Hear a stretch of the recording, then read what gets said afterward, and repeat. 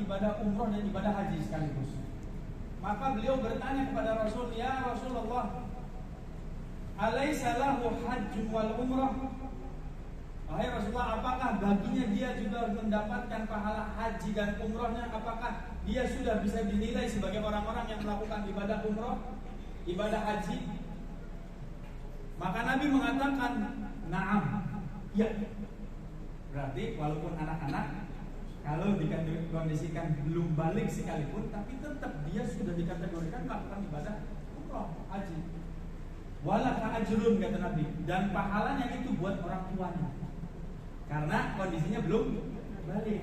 Yang ngebiayainya orang tuanya, yang menjaganya orang tuanya, yang ngajaknya orang tuanya, yang ngedidiknya orang tuanya supaya bisa mengenal tanah haram, begitu ya. Kondisi baliknya ini, makanya pahalanya itu akan dikembalikan kepada orang tua.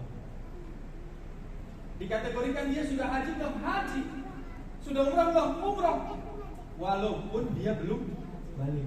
Nanti ketika anak itu sudah mencapai usia balik, dia dinikahi oleh suaminya, dia menjadi laki-laki yang dewasa dalam keadaan istitoah, dalam keadaan dia mampu, maka kewajiban umrah itu datang kembali bagi dia.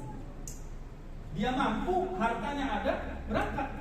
Dulu anak lagi dibawa sama umi anak, sama jidah anak, sama ibu anak, sama abah anak, belum balik. Alhamdulillah sekarang anak sudah balik, anak ada rezeki, anak pengen umroh, anak pengen haji, bisa. Itu dikerjakan kembali. Yang ketiga, syarat bagi seorang muslim, dia harus berakal sehat. Ini yang menjadi kendala buat kita, khususnya bagi para mutawif.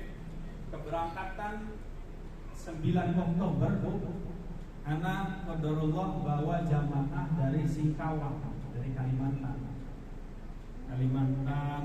Tengah atau Kalimantan Barat, bersamaan dengan jamaah pusat. Satu orang ada yang dalam keadaan agak kosong tatapan matanya, jadi orangnya punya penyakit cemas. Hari pertama datang ke Madinah hilang. Baru hari pertama ibu-ibu datang ke Madinah, taruh tas, kemudian kita ingin sholat maghrib isya di Masjid Nabawi. Saya udah titip pesan, ini patokan-patokannya ke sini, hotel kami di sini, kemudian jalan untuk ke haram begini. Tolong bagi ibu-ibu saling jaga, karena kita ini keluarga, jangan saling tinggal. Begitu temannya, rekan-rekannya lagi sholat untuk sholat sunnah di situ, yang cemas ini nempel-nempel pundaknya. Saya pulang duluan. Akhirnya dia tidak kembali ke hotel, hilang. Ana nyari di Masjid Nabawi 2 jam lebih sama helper, nggak ketemu-temu. Alhamdulillah, Maman Bamatrap ngasih tahu saat ini ada jamaah antum di kamar hari anak. Ya Allah, kata anak-anaknya sudah nyari kemana-mana. Alhamdulillah, karenanya dapatnya sama orang sendiri. Ya sudah, anak bilang tolong tunggu, anak mau jemput. Anak jemput. Dia begitu datang, ya Ustaz Ismail, saya hilang ya. Ya Allah, kitanya udah 2 jam nyari nih. Iya Bu, nggak apa-apa. Suaminya sudah nunggu di depan lobi hotel lagi duduk kayak gini. Anak sudah baru ditanya-tanyakan, alhamdulillah selesai tugas, bisa istirahat. Nanti jam 3 ke haram lagi qiyamul lail. Baru mau masuk ke hotel, suaminya udah lagi duduk begini. San, istri saya hilang, tolong cari. Oh iya Pak, ya. Anda masih ingat suaminya namanya Pak Salamuddin? Iya Pak, saya tidak akan masuk kamar sebelum istri Bapak ditemukan. Insya Allah saya cari. Alhamdulillah ketemu. Baru tuh si suaminya masuk, istrinya masuk, anak bisa masuk. Jadi kalau kita nanti masuk ke tanah haram, yang paling penting buat kita itu jangan dalam keadaan kitanya cemas, grogi, takut nyasar, bingung mana yang jadi patokannya waktu itu tuh. Aduh, mana, jangan seperti itu. Kita nanti akan dibekali ID pengenal. Insya Allah kita bikin paket program umrohnya, telepon yang aktif. Jadi ada apapun, Umi Fatma, Ami Salman, rekan-rekan yang lain, ketika ada apapun, telepon anak. Ada masalah apa saja, telepon anak. mau beli real di sana kehabisan, bawa rupiah, telepon anak. Pengen ke ATM, telepon anak. Pengen ke apotek, ada yang tidak enak butuh dibeli, telepon anak, kasih tahu. Panggil, ketok. Insya Allah mungkin anak sekamar sama Amir, bisa setiap saat kasih tahu anak. Anak ikhlas lahir batin untuk direpotin, tidak apa-apa, semuanya isinya pahala. Jadi jangan tidak enak, nanti Ustaz Ismail lagi istirahat, tidak, jangan. Ketok jam berapa baik, ada apa baik, kasih tahu. Ada keluhan apa baik, kasih tahu. Jangan ditahan-tahan, disindep di hati. Enggak enak ini, enggak enak itu, kasih tahu. Nanti kita follow up bareng, kita cari solusinya bareng-bareng. Jadi orang yang berakal sehat lebih kita utamakan untuk bisa melakukan ibadah umroh. Kemudian dia bukan dalam ketertekanan, dia seorang budak. Maka kalau seorang budak dia harus ada izin dulu dari majikannya. Kalau kita merdeka kapan saja kita bisa. Dan yang terakhir adalah mampu untuk melakukannya. Mampu itu istitoah, manistatoa ilaihi sabila. Yang pertama seluruh mufassirin mengatakan yang pertama mampu dalam segi harta, uangnya, finansialnya ada, baru itu dibebani kewajiban untuk berangkat ibadah haji atau umrah. Yang kedua, dia memiliki fisik yang sehat, uangnya ada, kalau dia berpenyakit repot. Uangnya ada tapi dalam keadaan stroke, ya udah nggak bisa untuk melakukan ibadah umrah haji. Stroke, uangnya melimpah, nggak ada kewajiban untuk umrah hajinya. Kalau dia sehat fisiknya, uangnya ada, kewajiban itu menimpa pada dirinya untuk bisa dilakukan ibadahnya. Yang ketiga, kewajiban itu dari segi harta pertama, yang kedua dari segi fisiknya, dan yang ketiga dari segi waktunya. Dia meluangkan waktu untuk berangkat umroh itu tidak cukup sebentar, benar nih? Kita akan berangkat tanggal 2 dan kita akan kembali, lihat itinerary-nya tanggal berapa, kita kembali tanggal 13 ya. Ya, tanggal 13 Januari. Jadi kurang lebih 11 hari. Kalau kita lihat di itinerary di sini, kedatangan kita tanggal 13 Januari hari Jumat.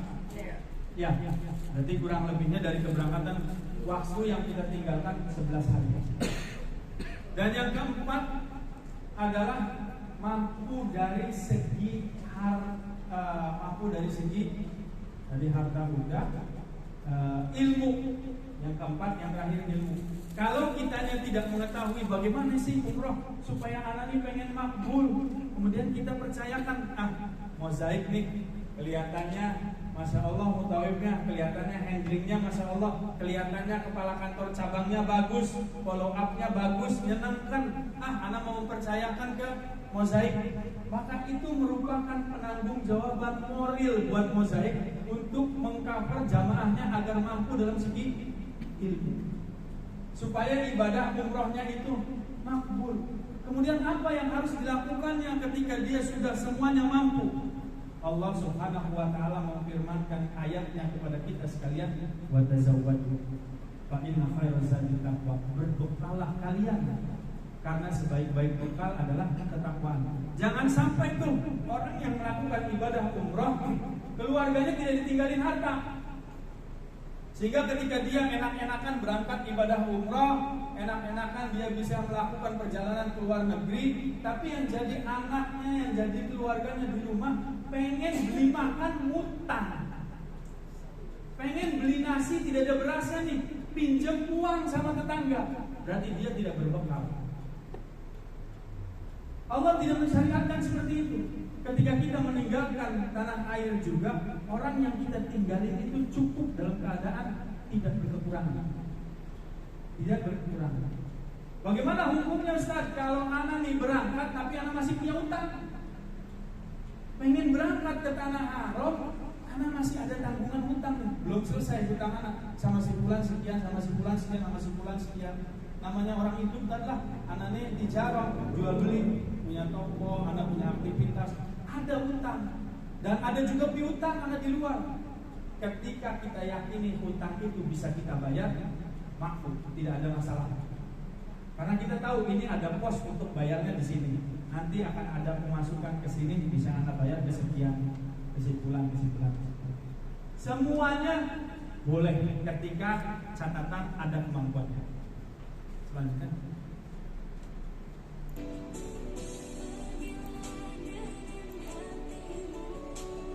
Ya, sekarang kita masuk ke bab tentang rukun-rukun umrohnya.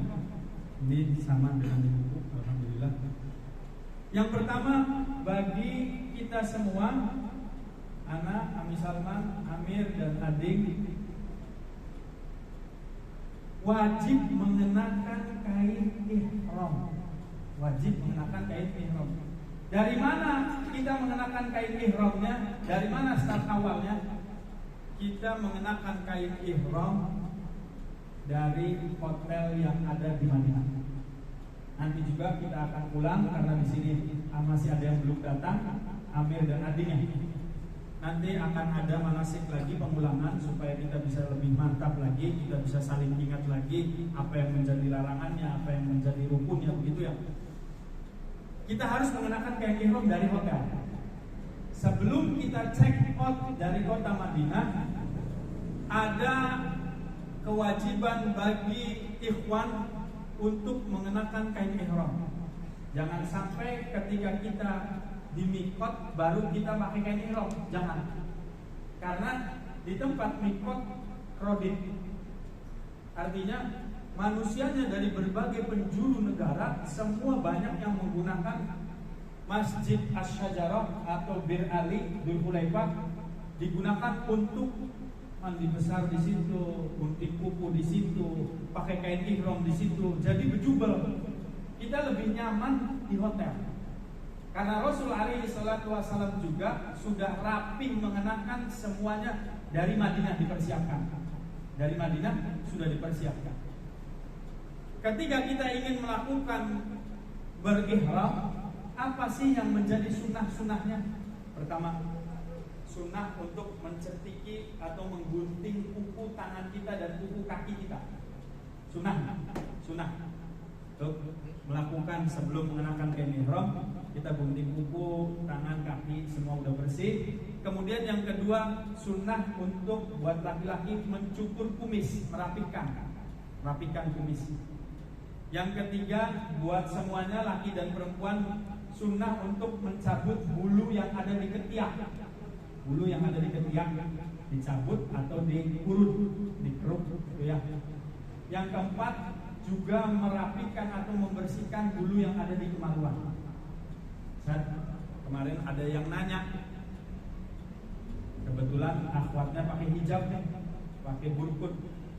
Ustaz, kalau yang di bulu kemaluan itu boleh tidak anak gak lakukan? Anak bilang kagok, tanggung. Antum melakukan sunnah ini, satu poin kok antum gak rela, kenapa? Ini tidak setahun sekali, ini sifatnya momen. Kapan lagi antum untuk taat pada Allah Ta'ala dan Rasulnya? Ini sunnah pasti ada keutamaannya. Jangan ditinggal, yang satu dikerjakan, yang satu tidak. Jangan, semuanya kita lakukan karena kita ingin mendapatkan afdoliyah, keutamaannya. Kerjakan, semuanya kita lakukan. Setelah itu baru kita mandi janabah.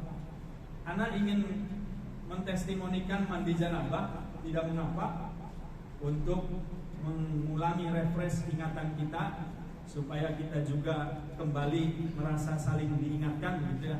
Mandi janabah layaknya kita sudah berhubungan pasca suami istri. Kita membersihkan kemaluan kita, artinya bertoharoh. Kemudian kita mencuci kedua tangan kita berwudu secara sempurna. Kemudian setelah wudu kita ambil air di tangan, lantas kita usapkan ke bagian kepala, begini Pak. Nih, begini. Dengan kedua tangan sampai akar yang ada rambut nempel di kulit kepala itu semua basah. Kita yakini semuanya basah. Kalau sudah basah, kemudian kita berwudu layaknya seperti hendak sholat. Wudu, beristinra, kemudian sempurna. Muka dibasuh, tangan dibasuh sampai siku, kanan dulu 3 kali, kemudian kiri 3 kali. Lantas kita mengusap kepala dari depan, kemudian ke belakang, dan kemudian telinga, daun telinga dari depan, dari bawah ke depan. lantas diputar lagi ke belakang, kemudian membasuh kaki sampai melebihi mata kaki. Sudah sempurna semuanya, baru kita tarawus. Tarawus itu meratakan air dari mulai pundak dan kepala. Yang pertama pundak dulu. Pundak yang sebelah kanan 3 kali. Ini mandi janabah. Pundak kanan semua 3 kali. 1, 2, 3. Kemudian pundak sebelah kiri 3 kali. 1, 2, 3. Kemudian yang tengah 3 kali, baik depan maupun belakangnya semua rata. Baru di bagian kepala yang kanan 3 kali, yang kiri 3 kali, yang tengah 3 kali. Setelah semuanya dikerjakan, mulai kita mandi bebas. Dari mulai atas sampai rata ke bawah. Kita sampo, kita sabunan yang bersih, kita sikat gigi, kita kumur dengan mouthwash, boleh semuanya untuk bisa menjaga harum aroma mulut kita. Kemudian Nabi SAW meminta kepada Aisyah untuk mengukupi kepalanya. Zaman kita sekarang sampo, zaman Rasul belum ada sampo. Maka beliau meminta kepada Aisyah untuk menyediakan ukup, diukupi kepalanya. Tujuannya apa? Supaya wangi kepalanya.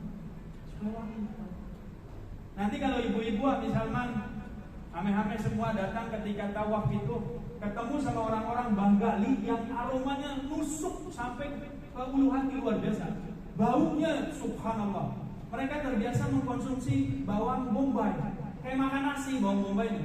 Jadi bau tubuhnya kenceng luar biasa. Tapi kita tidak boleh refas. Kita tidak boleh mengatakan ini orang bukan bisanya tidak pernah bisa jaga badan.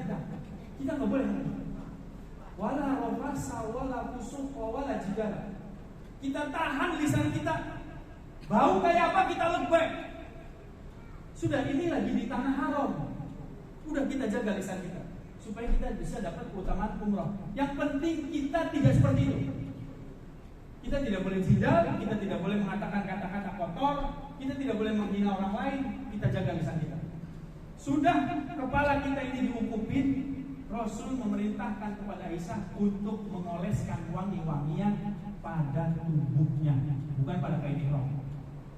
Sekali lagi, bukan pada kain ihram, tapi pada tubuhnya. Buat kita yang laki-laki, buat ibu-ibu juga boleh. Sebelum kita melewati batas mikot, kita balur nih ketiak, pakai deodoran. Alhamdulillah kita sudah mengenal deodoran. Gak tahu anak orang-orang Banggali kenali deodoran gak? Apa deodorannya tidak mempan ya wallahu alam. Karena baunya top luar biasa. Kuat sekali. Maka itu kenapa sih Rasul perlu sampai diukupi kepalanya, perlu dibalur wangi-wangian tubuhnya? Kenapa seperti itu? Karena beliau ingin tampil dalam keadaan yang terbaik di hadapan Allah Subhanahu wa taala. Pengen yang paling bagus. Yang kedua, supaya tidak mengganggu rekan-rekan yang lagi tawa, yang lagi umroh, kena aromanya luar biasa. Anak pengen berjuang nyium Hajar Aswad nih, paling tinggal 4 orang lagi. Fisik anak masih kuat, tapi napas anak nggak kuat karena kecium bau dari Banggali. Waduh, nggak kuat. Desak-desakannya anak masih kuat ini fisik, tapi ini sampai ke puluhan kilo luar biasa. Aduh, anak nggak kuat. Kayak kehabisan oksigen. Udahlah, jadi mudorot nanti. Terus tidak jadi nyium Hajar Aswad. Makanya kita mandi yang paling baik, tampilan wangi-wangian yang paling baik, kain ihram jangan diberi wangi-wangian.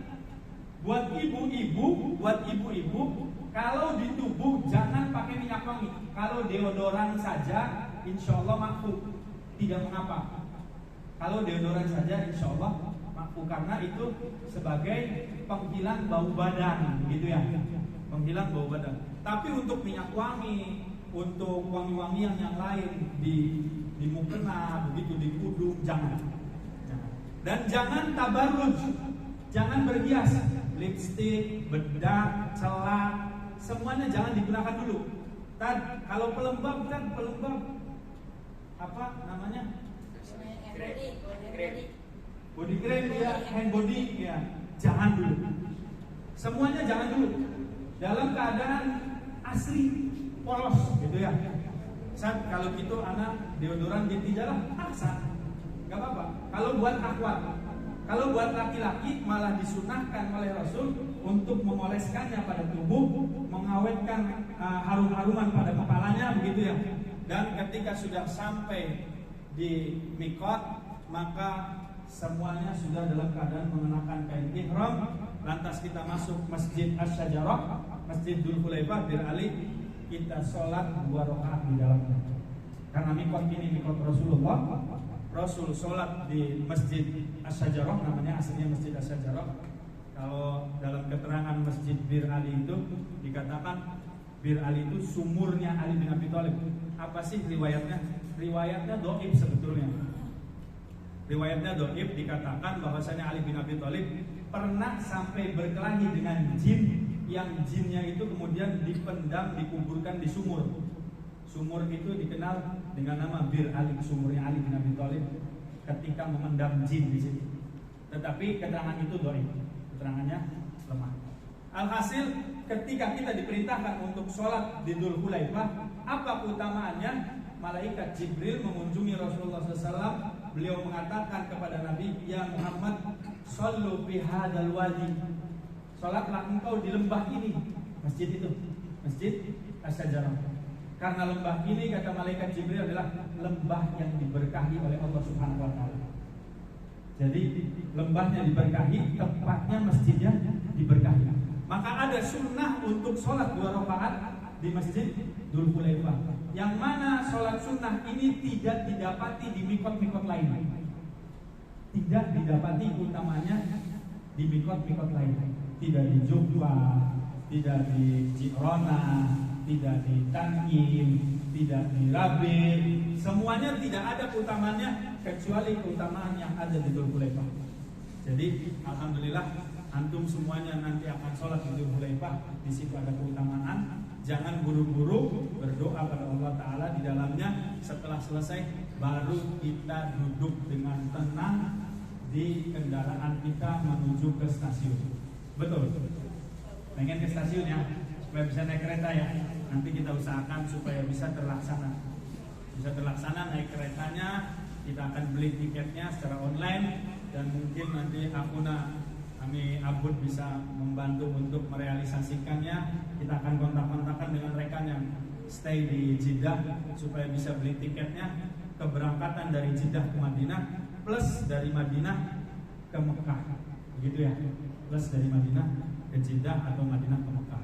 Nanti niatnya di mana? Ya, setelah ketika kita sudah selesai sholat di Dzulhulaifah, kemudian kita duduk dengan tenang di high bis atau mobil charteran yang nanti akan kita pakai menuju ke stasiun. Sebelum kita jalan ke stasiun, di situ kita mengatakan labbaik Allahumma umrah. Sudah tenang, dikatakan bahwa saya Nabi ketika sudah tenang ala rihalihi, di atas hewan tunggangnya gitu. Karena beliau itu mengenakan kuda atau keledai atau untanya, maka dikatakan ala rihalihi. Ala rihalihi itu di atas hewan tunggang. Ketika sudah tenang, baru beliau mengatakan labbaik Allahumma umrah. Lantas ada juga redaksi yang lain ditambahkan Allahumma hadhil umrata la riya'a fiha wal sum'ah. Ya Allah, umrah ini aku lakukan yang di dalamnya tidak mengandung riya dan tidak mengandung sum'ah. Sum'ah itu ingin dipuji, dibicarakan kebaikan oleh orang lain. Si pulang kemana tuh? Umrah. Masya Allah, hartanya banyak tuh digunakan buat ibadah. Memang soleh ya. Kemudian kitanya senang dibicarakan gitu. Datang sini alhamdulillah umrah. Kemudian ada rasa anak si umrah. Ente tuh uangnya banyak tidak umrah. Akhirnya kita masuk tuh, pintu setan kebuka. Setannya ngomong, emang ente sih sudah tidak ada duanya. Ada lebih, ada sedikit, masya Allah ibadah. Ada sedikit haji, tidak ada yang kayak ente, tidak ada. Itu setan yang goda terus ke kita. Akhirnya ibadah yang tadinya ikhlas pengen dinilai makbul, mardud. Jangan sampai gitu. Makanya ada keutamaan untuk menjaga amalan sampai akhir. Sampai akhir kita jaga terus agar amalan itu bisa makbul di sisi Allah Subhanahu wa taala. Kemudian ketika kita sudah tenang duduk di atas kendaraan kita menjumpai stasiun kereta, kita langsung sampai ke kota Mekah. Dari Jeddah menuju Mekah atau langsung kereta itu di kota Mekahnya, stay-nya. Lantas kita naruh dulu tas kita sampai tas kita sudah dipastikan semuanya lengkap. Kalau memang kondisinya masih belum kita kondisikan, ada di mana kita pastikan dulu tasnya, seperti itu. Setelah selesai, kalau memungkinkan untuk bisa makan dulu, makan. Kalau memungkinkan untuk bisa makan dulu, kita makan. Akan kita usahakan supaya bisa beli tiket kereta itu yang dari Madinah ke Jiddahnya yang pagi hari gitu, supaya duhur itu bisa umrah wajibnya gitu ya. Nanti maghrib itu sudah bisa kembali ke hotel. Capek-capek kayak apa tuh, sholat isya beres kita bisa istirahat. Betul. Insya Allah Anda juga berharap seperti itu. Karena kalau umroh malam hari, kitanya luar biasa, tenaga yang harus kita keluarkan ekstra, lebih banyak lagi. Tapi insya Allah kita tetap di atas takdir Allah Subhanahu Wa Taala. Maka kalau sudah sampai di Mekah, kemudian kita tunggu waktu jamaah keluar habis kepulangan sholat wajib. Jadi mereka keluar, kita masuk. Paling afdol melakukan ibadah umroh menurut waktu timingnya ketika sekitar tawaf itu agak lengang, habis zuhur. Dan yang sore habis isya. Yang sore itu habis isya. Karena kalau habis zuhur, jamaah-jamaah itu rata-rata dalam keadaan mereka di sananya panas, pengennya pulang ke hotel makan istirahat. Ketika mereka itu keluar dari Ka'bah, dari putaran area tawaf, kita masuk. Mudah-mudahan dalam keadaan lengang, tidak begitu zahmah, tidak begitu penuh. Karena ini high season, di akhir tahun, Ana belum bisa memastikan seperti apa kondisinya. Tapi waktu-waktu kosong itu ba'da duhur sama ba'da isya. Ba'da duhur dan ba'da isya. Maka kita melakukan tawaf. Berapa kali putarannya? Tawaf 7, 6, 8, 7 kali. Dari hitungan 0, bukan dari hitungan 1, kita mulai memutar sejajar dari lampu hijau sebelah kanan. Sejajar dari lampu hijau sebelah kanan. Buat laki-laki sunnah untuk berintibah. Jadi nanti yang misalnya Amir, Ana, semuanya dibuka pundaknya. Nah tadi seperti gambar tadi sebelumnya, seperti gambar tadi, pundak sebelah kanan itu terbuka. Yang menjadi sejarah ini telah selesai berarti ya. Yang menjadi asar atau asbabul wurud hadisnya, ketika Rasulullah SAW memasuki kota Mekah dan bergantian untuk melakukan ibadah umroh dengan orang-orang kafir Quraisy. Kafir Quraisy juga mereka melakukan ibadah tawaf, tapi mereka mengkultuskan kepada berhala-berhala yang ada. Kaum muslimin diberikan izin untuk melakukan tawaf setelah perjanjian Hudaybiyah. Rasulullah SAW dalam keadaan dihina oleh orang-orang kafir Quraisy. Mereka mengatakan kaum muslimin, Muhammad bin Abdullah dan kaum muslimin tidak akan mampu tuh melakukan ibadah tawaf di sekeliling Ka'bah. Karena Ka'bah cuaca sedang sangat terik-teriknya matahari. Panas-panasnya yang sangat luar biasa. Maka Rasul SAW memerintahkan kepada para sahabatnya untuk membuka pundak sebelah kanan. Kata Rasulullah, buka kain-kain ihram kalian, tampakkan pundak-pundak kalian. Ini asbabul wurud, menjadi syariat di dalam Islam untuk sunnah berintibah, menunjukkan kepada orang-orang kafir hukum asalnya bahwa kaum muslimin kuat. Dibuka pundaknya biar untuk disinari sengatan sinar matahari yang panas. Tetap. Dan kata Nabi, larilah kalian. Maka laki-laki, untuk laki-laki sunnah untuk rommel, lari-lari kecil di 3 putaran awal. Misalnya anak, Amir, adik, nanti lari kecil. Tapi lari kecil itu jangan langkahnya panjang, nanti ame-amenya ketinggalan semua nih. Jadi untuk ngimbangi sedikit-sedikit gini saja. Jangan ketika lari kecil, subhanallah walhamdulillah, nanti ketinggalan semua, kasihan. Jadi kitanya lari kecil-kecil aja. Lari kecil-kecil supaya tetap bisa ngimbangi ame, supaya bisa ngimbangi lidahnya. Seperti itu kondisinya. Lari-lari kecil 3 putaran. Setelah 3 putaran, doa yang paling disyariatkan, selain nanti akan dibekali headset untuk bisa mendengar panduan doa dari anak, yang paling disyariatkan di antara rukun yamani. Nah ini dalam keadaan penuh kondisinya ketika tawaf nih, segini nih ya bisa masuk. Ya sedang lah, sedang. Kondisi seperti ini sedang nih. Tidak terlalu penuh jubel. Biasanya kalau jubel pengen jalan aja di depannya sudah ada orang lagi. Terlalu penuh. Ini jamaah mozaik, itu helpernya si Erwin namanya. Ustadznya mungkin Ustadz Umar atau Ibsu biasanya. Yang paling disyariatkan ketika berdoa saat antara rukun yamani dan hajar aswad cuma satu doa satu jaga. Rabbana atina wa fil akhirati hasanah wa qina. Ketika kita sudah sampai di rukun yamani, doa itu kita panjatkan. Rabbana atina fid dunya hasanah wa fil akhirati hasanah wa qina adzabannar. Ini Ustaz Umar.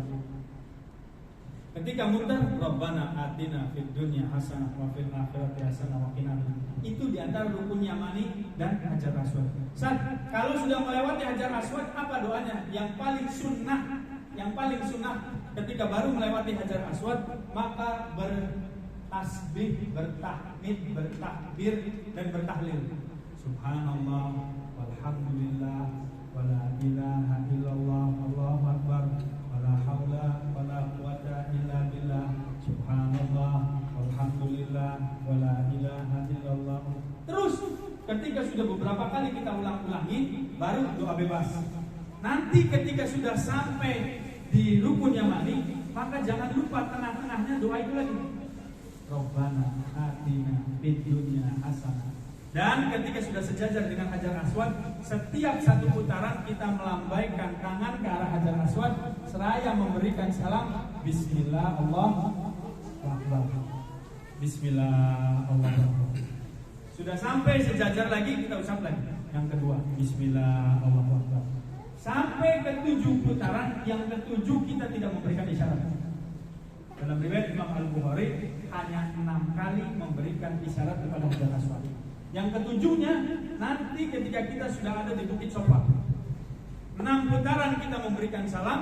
Yang ke-7 kemudian kita menghampiri Maqam Ibrahim. Di mana tempatnya Maqam Ibrahim? Setelah melewati hajar aswad dan posisinya di sebelah kanan kita. Sebelah kanan kita. Kita bisa sholat di belakang Maqam Ibrahim. Ya, ini yang nomor 6 ini. Ini Maqam Ibrahim. Kalau kita sudah selesai di sini putaran sampai 7, ini rukun yamani, ini hajar aswad. Di tengah-tengah ini sunnah doanya cuma Rabbana atina. Di tengah-tengah ini sunnah doanya Rabbana atina. Supaya jangan lupa kita saling ingatkan Rabbana atina fid dunya hasanah wa fil akhirati hasanah wa qina adzabannar. Sudah doa itu aman. Sampai di hajar aswad Bismillah Allahu Akbar.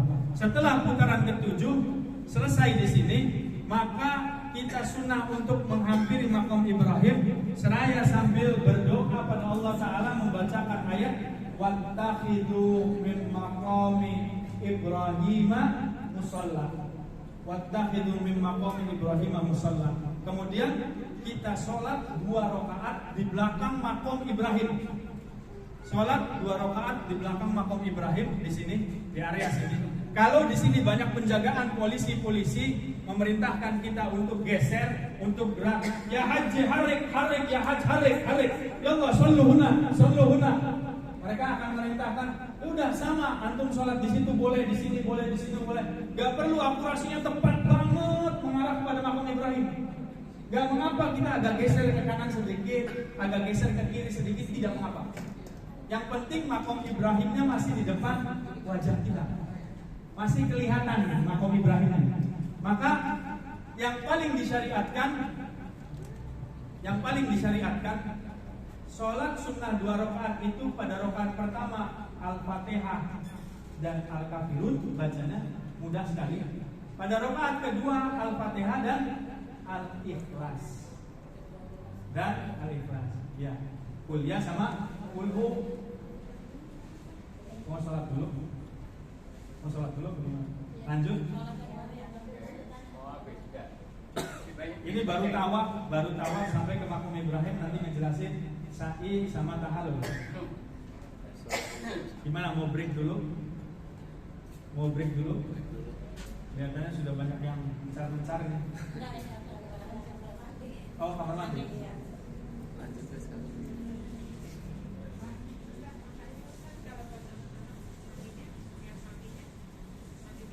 Iya, buat sama, persis sama. Sama, nanti orang tuanya bisa membimbing. Iya, mandiin, ngarahin.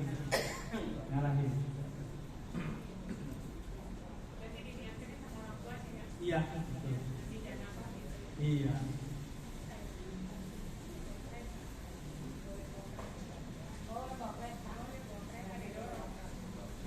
Bawa kereta apa nih?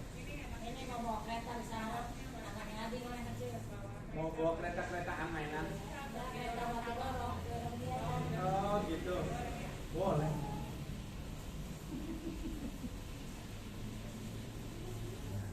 Dan Ali nikah. Boleh. Iya. Mandi bukan mandi janabah, maksudnya mandi janabah selepas kita hubungan, artinya mandi seperti mandi janabah menjelang ibadah umroh gitu. Iya. Sambil nunggu, anak ingin kenalin ke Bapak Ibu sekalian supaya bertambah pengetahuan kita. Hajar Aswad titiknya di sini. Ini satu-satunya batu yang Allah ciptakan di surga yang kemudian diturunkan ke dunia. Yang mana Hajar Aswad ini menurut sebagian ulama dahulunya berwarna putih bersih seperti susu, dan sekarang karena perbuatan syirik kaum muslimin, perbuatan dosa orang-orang muslim sampai melekat menjadi hitam, dikatakan Hajar Aswad. Yang kedua adalah multazam. Multazam ini tempat diijabahnya doa. Multazam ini di antara pintu Ka'bah begitu ya, namanya multazam. Dengan Hajar Aswad dan Ka'bah ada titik sedikit, kurang lebih space-nya 1 meteran, itu multazam. Dan yang ketiganya adalah pintu Ka'bahnya. Yang keempat adalah Hijr Ismail. Hijr Ismail itu melingkar. Ini Hijr Ismail ya. Di atasnya ada lampu-lampu hijau, tandanya ada lampu-lampu hijaunya. Dan yang kelima adalah Rukun Yamani. Rukun Yamani di sini nanti bentuknya ada batunya seperti kayak Hajar Aswad, tetapi tidak ada cekungannya. Tidak ada cekungan, kemudian ada stainlessnya tidak ada. Dan yang keenam adalah Maqam Ibrahim. Di sini Maqam Ibrahim. Mau sholat dulu? Ya. Kita break.